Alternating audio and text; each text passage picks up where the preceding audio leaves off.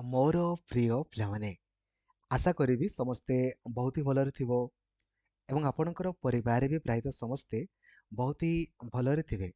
जदि आपण किंबा आपणकर परिवार केही भी प्लस टू आपणकर परीक्षा देइछन्ते एइथर प्लस टू माने पास करिछन्ती किंबा प्लस टू आपणकर परीक्षा देइछन्ती हैला आउ से 4 वर्षिकिया आपणकर बीएड करिया पई चाहुचन्ती देन आज आपणकर लास्ट डेट सरी जिवो। ठीक अछि एनसीईटी रो 4 वर्षिकिया बीएड रो लास्ट डेट आज रही। ठीक अच्छे तो सबू सांग जी भी प्लस टू ए वर्ष फाइनल ईयर परीक्षा देइछन्ती किंबा प्लस टू आपणकर कंप्लीट करिछन्ती तांकू एही वीडियोटी शेयर कर दियंतु जे से आईआईटी एनआईटी रीजनल इंस्टीट्यूट मानकर बीएड करि पारिबे जहार एप्लाई आज सरी जिवो।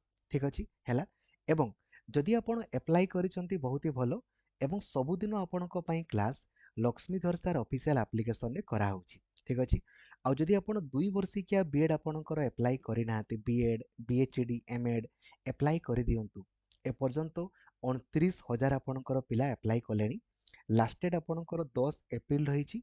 परीक्षा डेट आपण जानिथिबे प्रायतो 1 जून रे आपणकर बीएड बीएचडी परीक्षा अछि 4 जून रे आपणकर एमएड परीक्षा आपणकर होबो। ता सहित बीएड रो बीएड बीएचडी एमएड रो लास्ट 60 डेज रो प्लानिंग वीडियो मध्ये आपणक पई अपलोड कराइछि। आगो याकू देखंतु देन पढ़ा आरंभ करंतु। प्रत्येक दिन 8 रु 9 घंटा आपणकर class Laxmidhar sir official application रे करा होछि। ठीक अछि हैला फर्स्ट ऑफ ऑल मु आपनको जणेबा पई चाहिबी एनसीईटी बीएड संपर्क रे आपणकर एटा देखंतु परीक्षा आपणकर केबे होबो ना 29 एप्रिल रे आपणकर परीक्षा होबो। ठीक अछि एडमिट कार्ड तार 3-4 दिन पूर्व आपणकर आसीबो।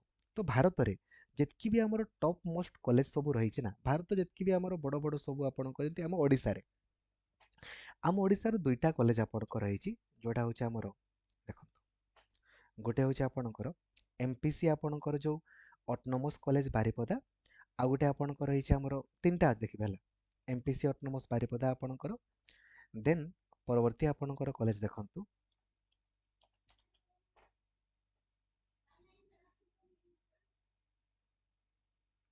तापरे नेक्स्ट होछि आपन देखंतु हला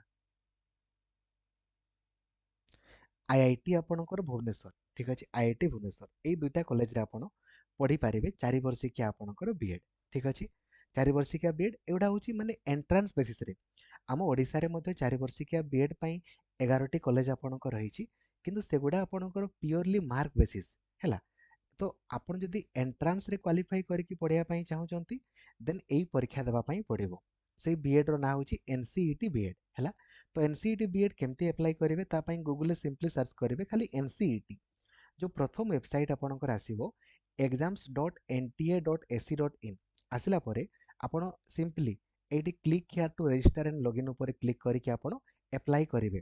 अप्लाई काइंडली करि दियंतु हैला आ गोटे सिलेबस लेखा है सिलेबस ऊपर क्लिक करके आपण चेक करि पारिबे।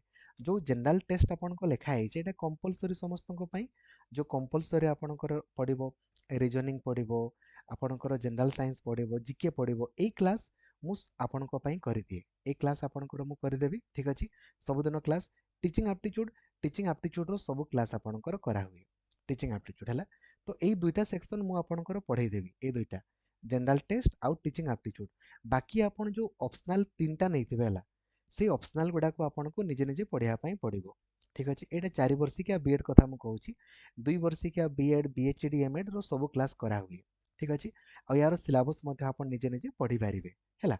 तो सबु सांग मानकु जणै दियंतु जे आज आपनको लास्ट डेट अछि अप्लाई करि देबा पई। थैंक यू जय जगन्नाथ।